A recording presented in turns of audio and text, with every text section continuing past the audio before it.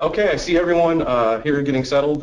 For those of you online, we're going to go ahead and get started again. I'm going to bring up Eric Anderson. He's one of our systems architects here, fabulous expert on Laserfiche forms.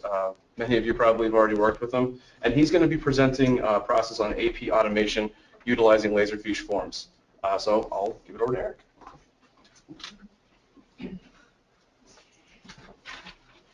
All right. Hi, everyone. I'm Eric. I do a lot of our forms configurations. This one's specifically going to use AP automation to show you how to build a process. Just to start off, AP automation. Who's worked at a place that has the same AP process as the last place they worked? It's one of those things that's really, really modular. Every single entity is going to have its own unique process. But one of the biggest things in building and digitizing your processes is seeing, one, what's the easiest way to get from point A to B, and two, what are some things that we're doing right now that we might be able to stop doing now that it's digitized. So to start off, we're going to be in Laserfiche Forms, and you're actually going to see Laserfiche Forms 10, so get excited. I'm probably going to gloss over a lot of the new features in Forms 10 while we build this. There is a webinar tomorrow where I'm going over in detail all of the new features in Forms 10, so if you're interested in that, I encourage you to sign up for that. If you have any questions about some of the things specific to Forms 10, just go ahead and save those for the end, just so we can kind of knock those all out at once. So I'll bring this on over and share this. This is what Forms 10 looks like for the tasks pane. You'll notice it's a little bit different, but the goal here kind of remains the same. And what we're going to do is we're going to build a new process. So we'll go to Processes, and this is where it starts to look a lot different if you're familiar with Forms. We are going to be going through the differences in Forms 10 a little later. So if we don't get through all of that now, just know we're going to look at that again later. So we'll be wanting to create a new process here. So we'll just click Create Process. And I typically just start with a form submission because 99% of the time I'm going to be updating it anyway from there. And then we'll give it a name. So we'll just call this AP Automation. And we'll create a process. Now, when it comes to AP automation, that can mean a lot of different things. So I think for the purposes of this demonstration, we'll focus more on invoice processing, bringing in invoices, making sure they go to accounting to get paid, making sure they got paid, making sure the approvals are all there. So we'll skip right to building our form. So we go to our starting form. And we can start building. Now, one of the biggest things with invoice processing, number one, is obviously getting all the information off of it that you need to have so people can do their work. But first, let's change form title so people know exactly what they're doing. So we'll just call this an invoice submission. And then we'll want to add some fields to this. So to start off, we might want to know what the invoice number is.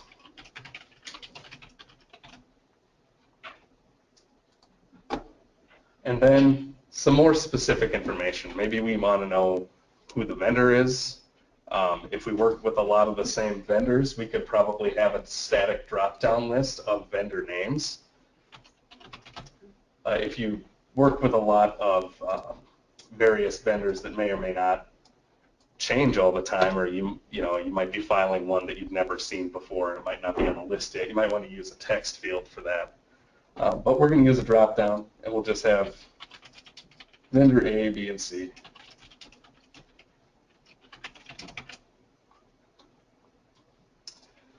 And that'll make things a lot easier, especially if we want to use some sort of auto-naming convention later on, if we have a lot of static variables that people can't mistype or miskey or anything like that. So we've got our invoice number and our vendor. What are some other fields you might think might be good on an invoice submission? Question on that one. Did you have that database on them?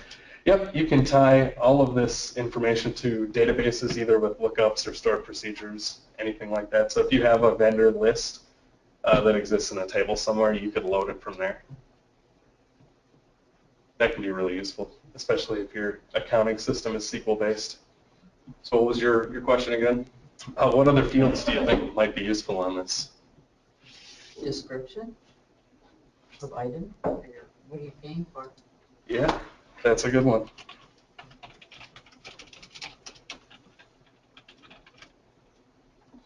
Add a description field. Vendor address. Vendor address, yep, we could add that. Put our address block right under vendor so we can get our vendor address. Cost, invoice. Yep, invoice amount, that's probably one of the most important ones. Add a currency field for that. Due by date. Yep, due date, that's probably one of the most important parts. So we'll find our date field.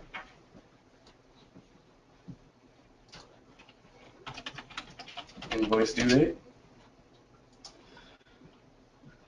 Some places I've seen have a department field on there because maybe, might be important to know which budget it's coming out of. So we could add maybe a department.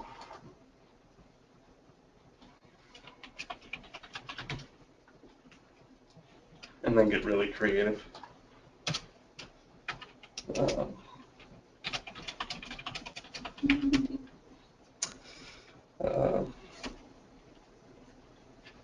HR.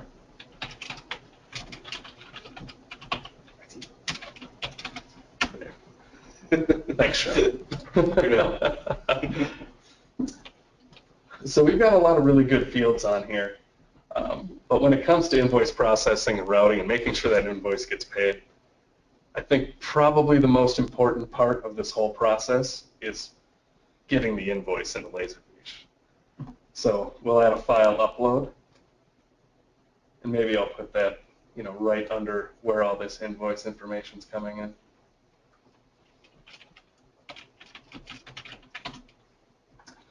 So we can upload that invoice. So now that we have kind of a rough framework for our invoice submission form, we can go to the process modeler and take a look at exactly where the automation starts. So we'll go back to our process diagram.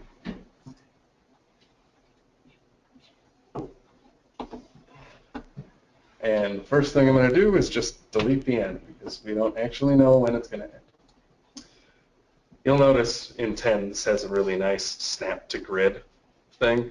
I don't know if anybody's been as frustrated with the process modeler as I have, where no matter where you put something, the little arrows go wherever they want in the most awful fashion. So this works really, really well, I think. So I feel like that most applies to you. I don't know that anyone watching has played with forms as much as you have, but still. There's definitely some people out there. So our start event is what's called a message start event, and what this means is that when that form gets submitted, this process starts. And if you right-click on it and go to the properties, you can actually see, you can change what the button label says. So if we wanted to say, submit invoice instead of just submit, make it a little nicer, you can do that. You'll also notice it's still called starting form. I never actually renamed the form in the process. But if your form's process consists of more than one form, you can choose which one that it starts based on. And then you can, rename the task itself. There's a save as draft feature.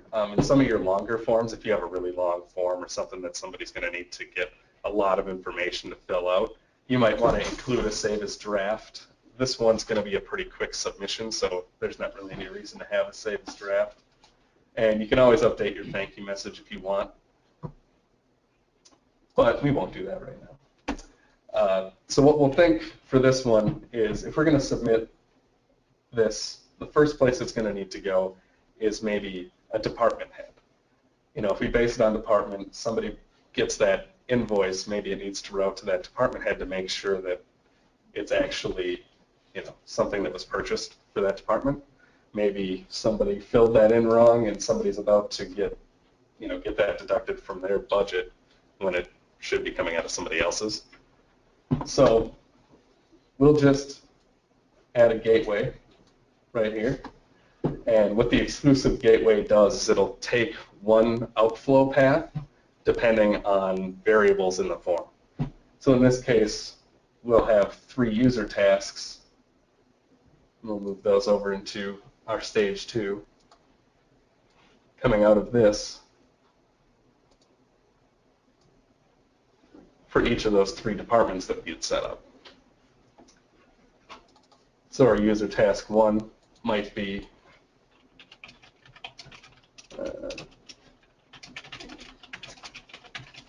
it's really hard to type when it's on the wall.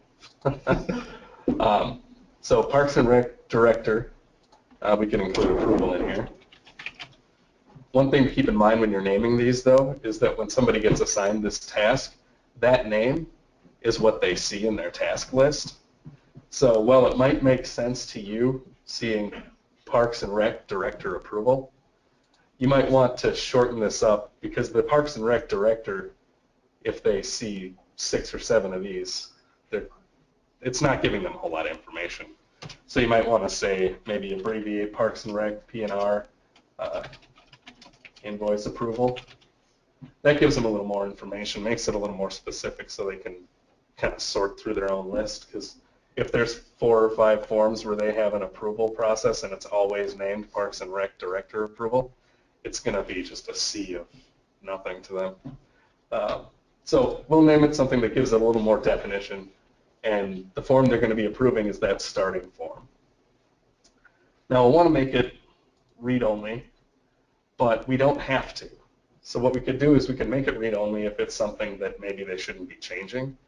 But in this case, maybe we don't want it to be read-only because if they type the invoice number wrong into it and the director notices that, instead of having to send it back and forth, they could just fix it right then and keep it going through the process.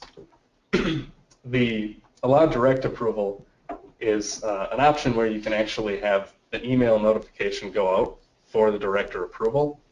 And with direct approval enabled, they can just reply with either approve or reject to that email, and then it'll accept that as their approval and move on. Now, when you're using something like that, you'll want to pay attention to your notifications. So under the notifications, you'll want to make sure that it's set to email them, because if it's set to do that and it doesn't send them the email, then they can't reply to it, for one. 2, in the email body, you'll want to give them enough information to make a decision.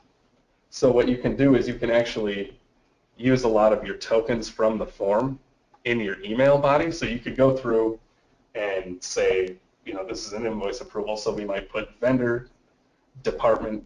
You might not need department if it's set up like this, where it's actually based on the department. But invoice amount, due date, things like that. The description is probably going to be the most important thing for them to see, just to make sure that that's what they asked for, and that's something that they bought. But in this case, I'll just leave that disabled. And you'll also notice we have assigned task to teams and users now. That's something I'll cover in great detail tomorrow during my webinar, but teams are really cool. Just throwing that out there. You could set up a departmental team and then assign tasks in your department either to the whole team or round robin through the team, so the workload gets spread out with the forms that are coming in. It's pretty cool. But I'm going to assign this specifically to a user, and when I'm building these forms processes, I always set all of my approvals to go back to the initiator. Now, why do you think I might do that?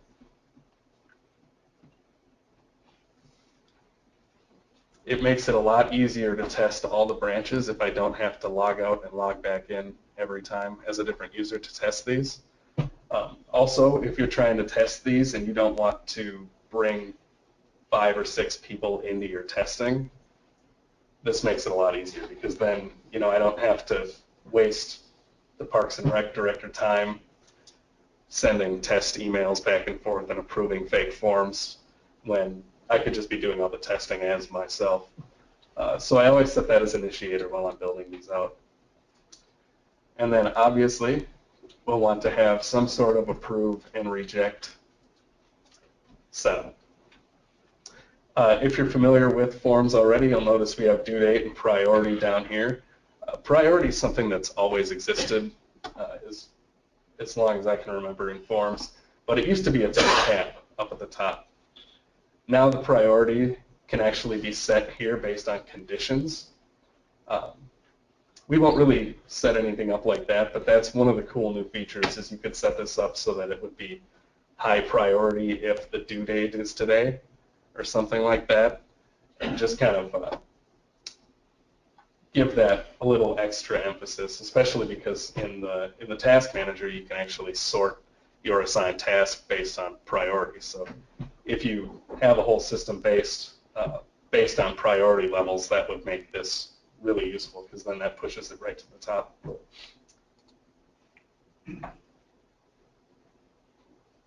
But for our due date, we can actually set a due date based on a variable. And in this case, we're going to say 0 days after our invoice due date. So it has a due date that accurately represents what's going on. Now you'll notice I grabbed and dragged these out and set up these 3 tasks.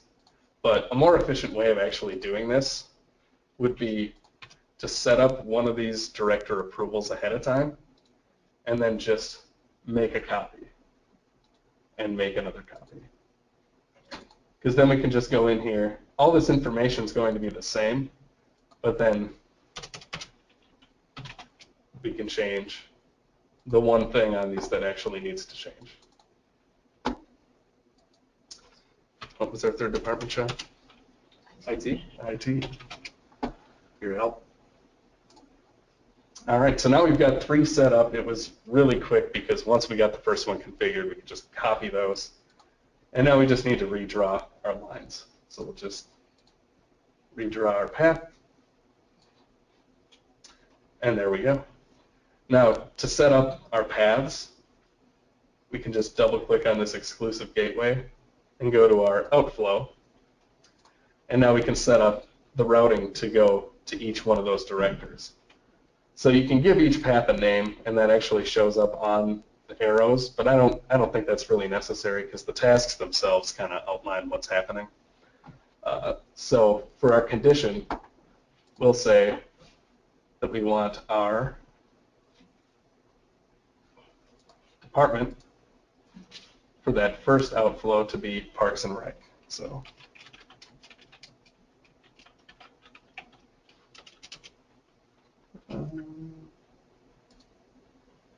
and then hit insert.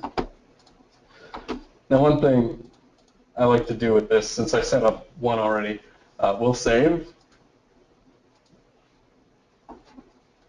Wait for a moment while it saves. And I'm actually going to hit play up here on the taskbar. And what this does is it actually opens the form. And the reason I'm doing this is because I just want to make sure that Parks and Rec was exactly what that said. Because if I put Parks and Recreation, it won't take that branch because the actual value of that field is Parks and Rec. So we also have Human Resources and IT. So we'll just go back in here.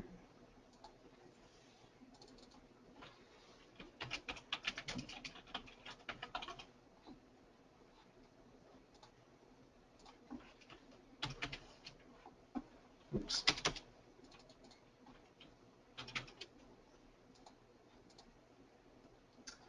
So now we've got all our variables set. So now once that form is submitted, it'll hit this exclusive gateway, and if it's selected to be Parks and Rec for the department, it'll go up to the Parks and Rec invoice approval task. Up here at the top, we can set our stage, and we can change this to director approval.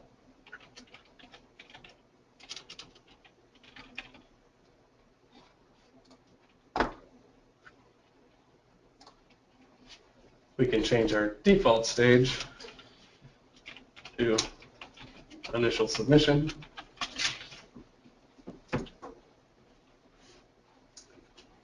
And now, from here, we can actually go into yet another stage. And what I think we can do is I'll just drag another exclusive gateway right here.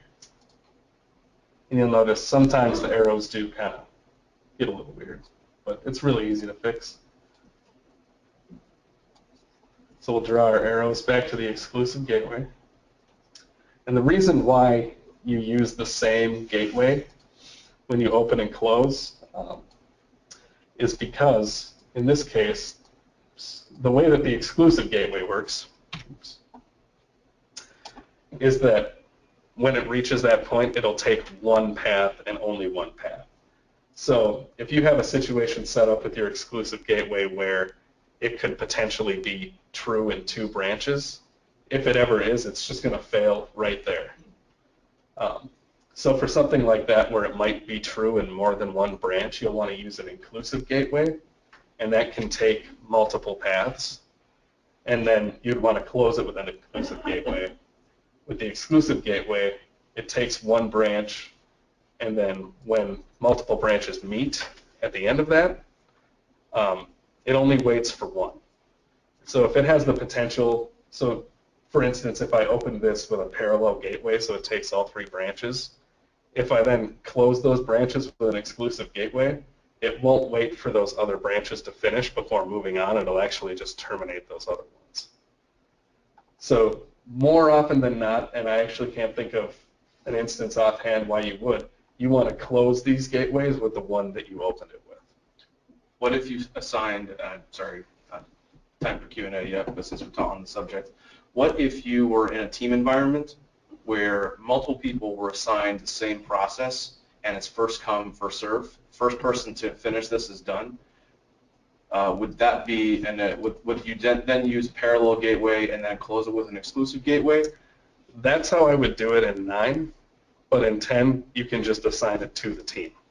Okay, so the team function takes away the need to get queued with the process modeler, basically is what you're saying. Right, exactly. So in 9, where you might open something with a parallel and then close it with an exclusive to do kind of an assign all, and whoever gets to it first gets to it. Now in 10, you can actually just assign it to a team, and the team can either be set up to allow everyone to view the tasks that have been assigned to it, or you can assign it based on a round robin, and a team manager can reassign it if it needs to be reassigned.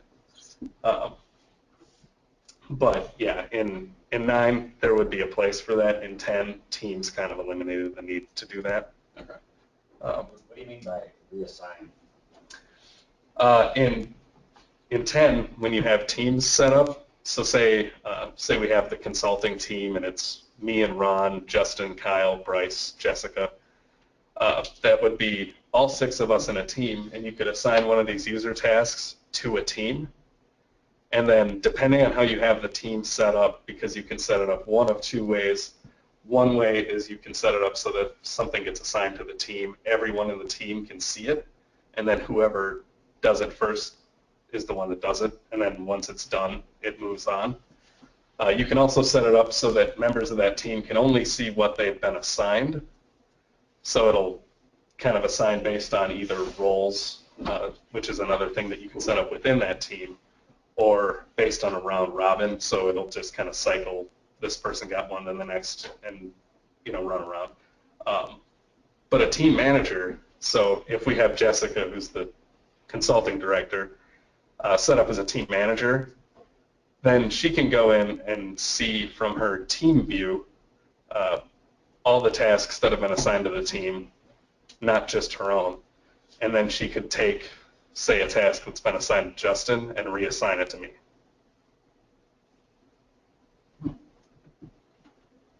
What if you're in a situation where, speaking of the accounts payable, you're in the bay, you have a department that purchases something for another department.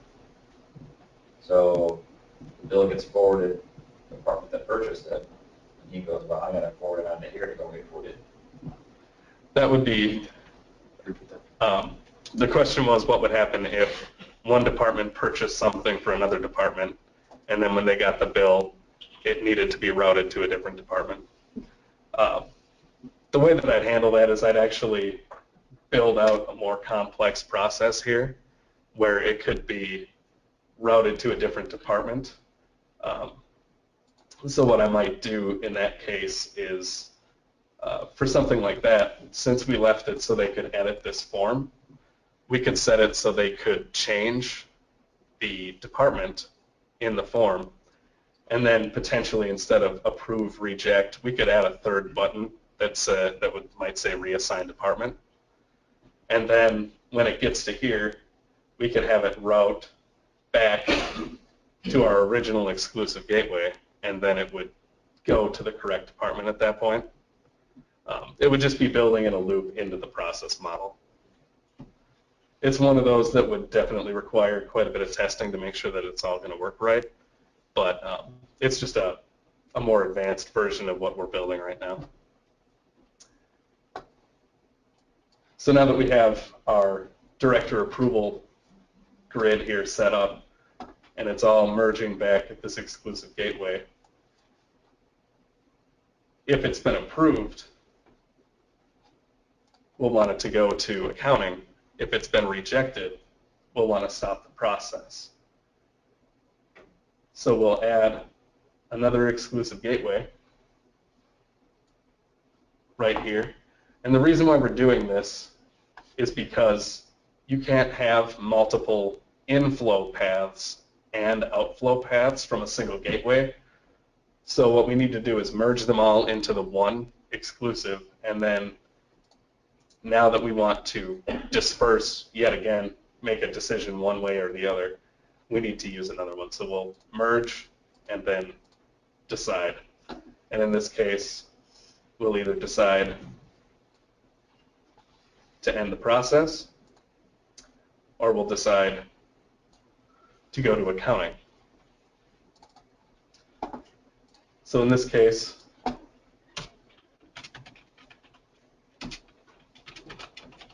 we can call this invoice to be paid. Set it to our starting form. At this point, it should probably be read-only because the information should all be correct. And then we can have only a submit here, and we can say invoice paid. So we can change the button to say what's been done here. We can give this a due date. Again, it's based on our actual due date on that invoice. And we'll want to go back in and make sure we assign this to somebody. So we'll assign that to the initiator again.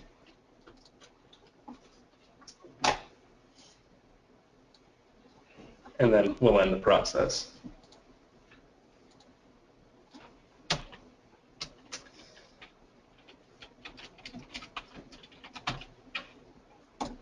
We'll rename our last stage to be paid. Now, the check mark here validates what we've built. You'll notice there's an issue. We don't have any outflow constraints on our last exclusive gateway here. So we'll want to go to our outflow, and we'll say the default is invoice to be paid. It'll go to accounts payable. However, if our action, so if our last action was reject, then it'll take this path to this end of end here. So now if we try and validate again, it validates. And we can save our work. So now the way that we have this built out, and I always like to read through my process after I build it just to make sure that something doesn't stand out as not making any sense. What happens with this is the invoice form is submitted with our attachment, our attached invoice. And then depending on which department is selected, it'll route to a department head for approval. If that department head approves it, it'll go through, to accounts payable, where they review it, pay it, and then the process will end.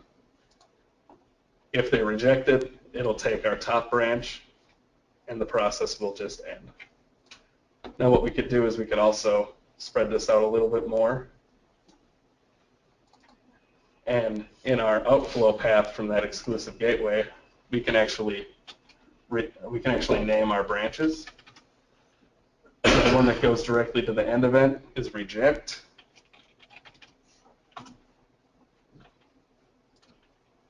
Let's do past tense, approved. So now you can see on our little arrows, it actually has names, so you can see what is happening at that exclusive gateway.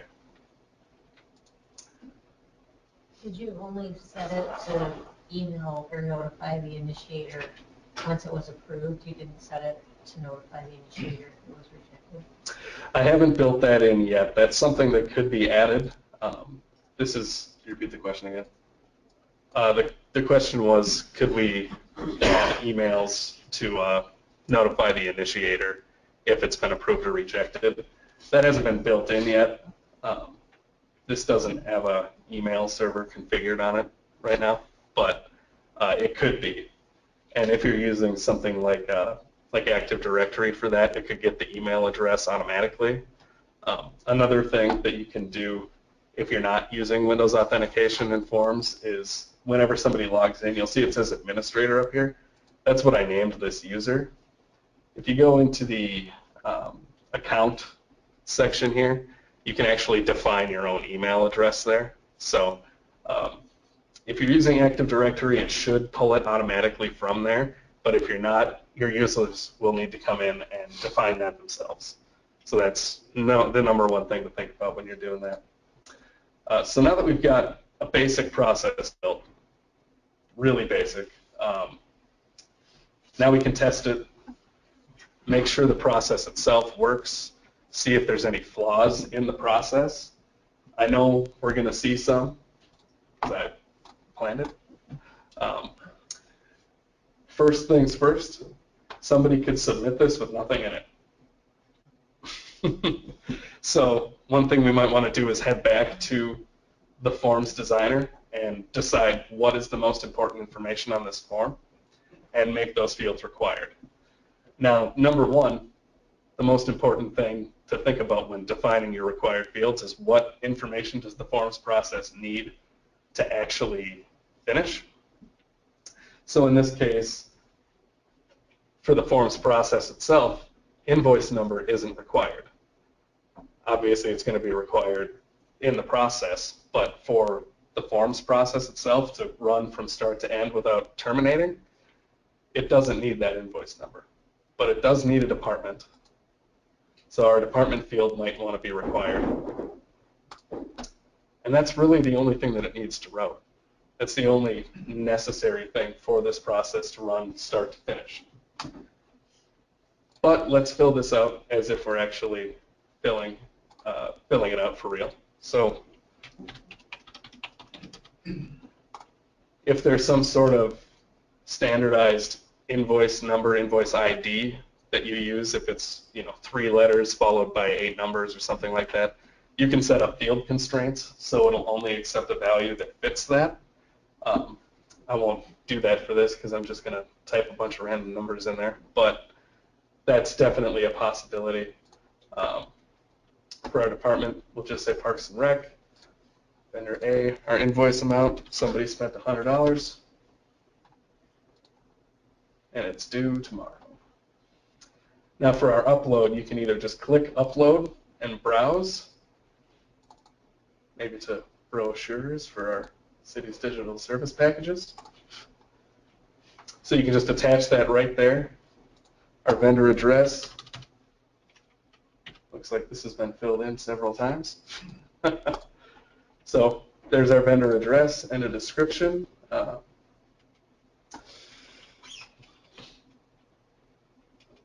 Somebody bought a really big master lock for a gate somewhere. So we'll submit that. Now, it'll load your submission so you can review what you already submitted. it takes a little bit. But you don't need to wait for this. Once you see the thank you, you can close out. So if you don't want to wait for this, you don't have to.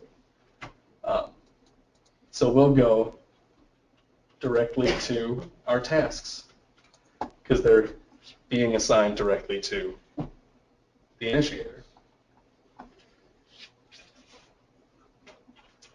Oh, it spins up here, loading. Does anybody have any questions about anything so far? How is forms different from the designer? Are they basically the same thing? Because I use the designer. So. Like the workflow? Yeah, the designer? workflow designer. Okay. The question is, how does forms differ from the workflow designer? And the biggest difference that I can think of is the forms process modeler itself, that one that we were just in. That has everything to do with routing and anything that needs to happen with that form before that form goes into Laserfiche. So everything that we saw and everything that we did is all happening within Laserfiche forms. And if we ever save that file into Laserfiche, then that has nothing to do with that file. So the Laserfiche forms process is all digital. It's all in that web process during, I guess, while that document is active. So while people are working with it, while people are actively inputting information, getting more information from that form, once that process is complete, it can be saved into Laserfiche. And at that point, that's where workflow can actually start operating on that file. Follow-up question: is it secure? When the information is just in the form server, it's secure just like it would be if it were in the Laserfiche server? Yes, that's all dependent on where you're hosting your form server. So the question was, is it secure when it's in forms? And yes, all the rules that you have in place as far as access rights and things like that in forms or in Laserfiche apply to forms. You need to set it up per form. So there's an access rights tab in forms. I'll bring that up in just a second here. So if we go to our access rights, you can actually say who can and cannot see this form. So you can set things up like that. As far as system security is concerned, you can have forms installed on any web server. So it really all depends on your own internal security when it comes to that point. If you have this hosted in a DMZ somewhere so people can access the public portal version of forms, you'll want to make sure you have security set up to handle that publicly hosted web server because everything can see it. So you'll want to make sure that it's secure. There's also some ports that need to be opened between that forms server hosted on the DMZ and the actual Laserfiche server. So that's definitely way up here for me. So that's something you'd want to talk to your system administrator about. Now we have our Parks and Rec approval task. It looks very nice. It says invoice approval, so I know exactly what it means without having to click on it. And if we click on it, you'll notice one change immediately. It actually launches another window instead of trying to shift everything around in your current window, which I think is really great. So now Parks and Rec Director can review this, make sure everything is good. If they want to look at the actual physical invoice, it's right here. They can click on that and then open our service packages. Clever. Let's get that other window back up. There we go. So if everything looks to be in good order, they can approve. And now it's been approved.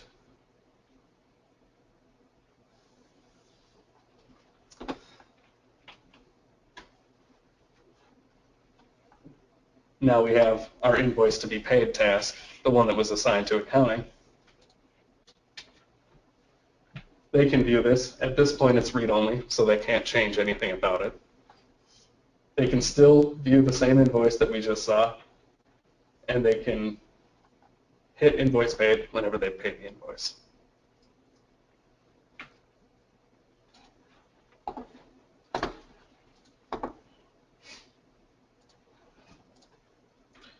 You opening up for questions? Yeah, let's take some questions now. There are some coming in on the webinar too. Yeah, question from the webinar. Oh, actually, it's one for later. What if the invoice is received by the department that it needs to be paid by instead of finance? Is there a way to bypass the approval step? Department that it needs to be paid by instead of finance. So I think what he's insinuating is, what if the HR receives their own invoices, IT receives their own invoices, and pays them themselves. right? Okay. In that situation, the process modeler would need to be designed differently. You can pretty much account for any sort of internal process in the process modeler. This was a pretty basic example of how to build out a process like that. But any of your individual handlings, or like I said at the very beginning, everybody's internal processes are going to be different when it comes to AP. Those can all be accounted for in the process modeler. So for example, if we go back to the processes and look at our AP automation, like I had mentioned, there's a third button option and all these user tasks. So if we wanted to add a submit button, the action itself will always be called submit in the process modeler, but the button can say different things. So when it comes to the logic in the process modeler, really you just need to remember what submit represents and then route your model the way that it's intended. So in this case, if we said, if we wanted to change this to say paid direct, paid directly, then we could add new routing to this. So you could even add a third branch to this to just complete in a different fashion. One thing to keep in mind is at any point during this process, presumably at the very end, you can always save this file to Laserfiche. One of the big things with this one, and that I see in a lot of places, is they'll save both. They'll save the actual original Laserfiche form, and they'll save that attachment right next to it. For this one, I don't think I'd do that. What I think I'd do is I'd make a template that holds all the form fields, and then I'd only save that attachment, but I'd fill that template with the values from our submission. So in this case, let's just move this up and add a save to repository service task. If we add our service task and say that we want to save our starting form, we can actually choose to not save it at all. So where it says save as PDF, TIFF, or no form, we can just choose to not save that form at all. But if we go to our upload invoice tab right here, this is actually the attachment that people will have added to that form. And then you can actually name it based on a naming convention, presumably coming from all the fields that are on the form. So if we wanted to keep the attachment name, we could keep it just like that. We could name it based on maybe vendor, our invoice number. There it is. And maybe a due date.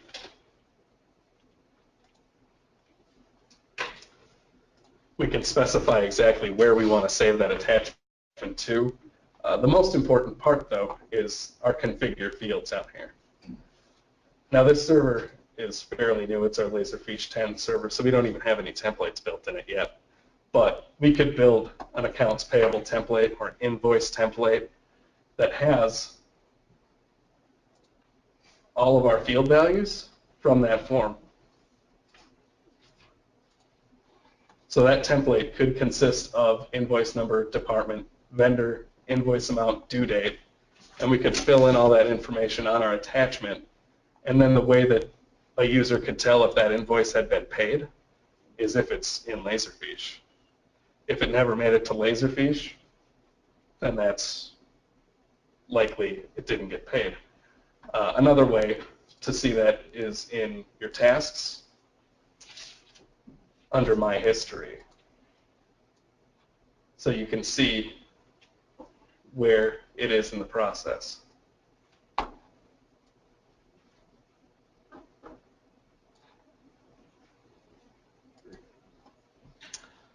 next question is email approval. Is the email set as a default, or will you have to enter that each time? If it is a default, will there be a way to direct it to the director's backup? The way that works in the process modeler itself is, let's close out of this, is it's actually associated with their user. So in this case, if I open up our Parks and Rec approval properties, there we go, under assign, you'll see this is directed to initiator. If we go in and say, I think I have Eric set up, yeah, so if I set that, it's going to direct to Eric. Now where it gets that email from is forms. So whether it's set up in the, whether it's actually set up here in the account information, and I'll just navigate there. So whether it's set up here in the account information or it's being pulled from Active Directory, that's the email that it's going to send it to. As far as sending it to a backup email address, there's not really a way to do that. That would be maybe a function in Exchange. If Exchange has the ability to forward if one email address isn't working. There's a way out of office. Yeah, something like that. If there's a way, if they've got forwarding rules set up, as long as that user has that link, they'll be able to access it. But if they're not assigned the task in Forms, they won't be able to perform the task. So even if you redirect that email that user might be getting, that person can't fill it out if they're not assigned to the task. So that would be another function of a team, maybe. So what you could do is you could set up a team manager, and then maybe an IT user would also be a team manager of every single team, or an administrator of every single team. So that person could go and reassign that task while that person's out. As far as automating backup accounts and backup assignments, the only way that I would consider doing that in Forms is by putting deadlines on these activities and then just sending them to a backup activity. So in that case, if we were to do that, you'd attach a timer event to that user task. So if you right-click and attach timer event, then you can go into the properties, and you can say how long you want it to wait, if you want it to interrupt the attached activity. So you could give them a day. So you could say wait for 1 day, exclude weekends, and interrupt the attached activity. And then if that happens, it'll interrupt this and route to that backup user task. Kind of follow-up question there. Is the email linked to Active Directory in case there are changes to the person that is referenced in the form?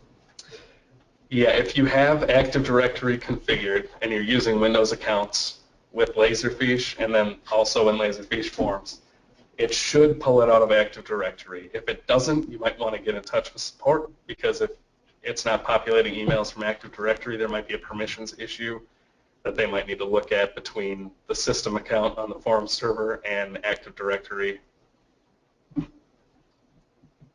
Another question. If in the demo the branch, as you said, is Parks and Rec, is it a good idea to have error catching? So if it is Parks and Rec, someone actually sees it? I don't think I understand the question. So I think what Rich is trying to ask is, if there's a problem with the form, if instead of just going back to the initiator or failing, if someone in Parks and Rec could still see that, regardless of whether or not the submission was complete. I think that's what he's asking. If it needed to be rerouted? Yeah. I think we already covered that. Okay. With the different branches that could handle different. Yeah, I'm not seeing any new questions pop up. I don't know where you're seeing these. Oh, these are from earlier. So let's see. Looks like we have a user that would like to understand what specific integrations are available, so they can take it to management. But so aside from Exchange and Microsoft, what other other ways to integrate forms into some other systems exist? A couple different ways that I can think of using this is we actually have a form internally that we load into an iframe in CRM for accounts. So for anybody who's a client, so anybody here, if we connect, if support connects or anything like that and makes some sort of really minor detail change somewhere, instead of going through the process of opening a case, assigning it to a contract, doing all of this stuff just in a way to increase efficiency, there's a Laserfiche form embedded right in the account page where it just says, what did you do, why did you do it, who did you connect with, submit, and then through workflow that gets placed right into the client folder. So anytime some minor change was made, maybe it was a 2-minute call, instead of having to go through a 10-minute process of creating a case, documenting, closing out the case, it's a lot faster that way. Yes, question?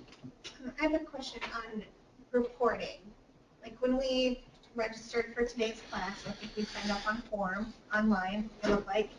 Does that come out in a report form so you can see, like Alyssa from Burnsville is coming, and you can see all 25 people in one spot? Like in this example, can I see all the invoices that are to be paid? Is there some kind of report that will tell me that? Or? Yeah. The question is on reporting in forms and what options are available. This section right here, View Metrics, can show you a lot of details. The operational dashboard, we've only ever submitted one of these, and it's still in process because I never clicked to be paid at the bottom of that. Okay. So you can see what's still in process. You can see any that have suspended tasks, so any that actually have issues that need to be resolved. Under instances, you can see a more detailed list and get some more information out of that. These both are very administrative functions. So these are IT admin looking at what's going on, what might be hung up somewhere. As far as reporting, there's a reports tab, and you can actually assign who can and cannot see these reports. So for example, I have our expense report form, and I created a report that shows all the year-to-date expenses that have been filed. Sure. So when you want to create a report, you just click Create Report, and then go through this wizard. It's really straightforward. So you can say what you want to call this report, who can see it. Templates only really apply if you already have one built out. So if you build out one and then you want to make some sort of minor variation of the same form, you can use a template of that other report that you already built. And then you want to select your columns. So by default, it has a lot of kind of, again, administrative columns. But you could say current step. We don't need a form name because the form's always called the same thing. We don't need the instance name. We might want a start date and who it was started by. And we might want the step start date. But then you can also add columns for department, invoice amount, invoice due date, Okay. invoice number. And then you can filter it. So you can say, I want only the ones that are at the to be paid point. Okay. Again, form name, we only have one form name. If we say that we wanted at that current step, it's going to be all in progress, start date and current stage. So once we have that built out,